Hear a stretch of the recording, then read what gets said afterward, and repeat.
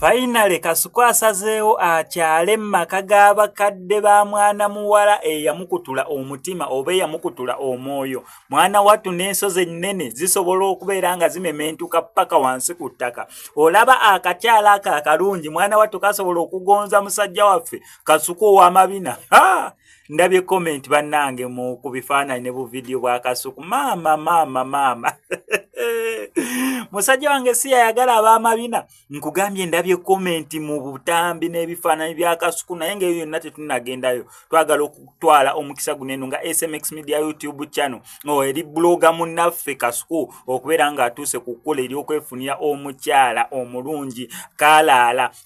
Yes, tumuyozaayoza Kasuku. Eno story ngikoze leeta olw'ensonga zino nera zigenza okubeera nga obutambi ne bu video busatulatinga ng'obudde bugenderedde. Naye olunaku olw'enkya ngenda beera nga nkutuusaako details na butya pate bwegendedde ddala maaso Kasuku abadde nga yes bamukyaza mu maka g'abakadde ba mwana muwala eyamusiima. Enkya ku makya tugenda tandikira ku full details naye kati njagadde sooka bawako samples namwe mulabe biki exactly nga bigenze mu maaso. Naye wano ku SMX Media kojukiza ntamulana naffe abasumulabo products abakutuusaako products z'omutusenge eziri 100% nakyo musajja enyuma mu size tomala ko bulungi wakozesa ko masturbation omukyala nabukalu byonna ku Sumul Lab products basobola bunnyono kukola delivery wonna oli bakubireko ebisiga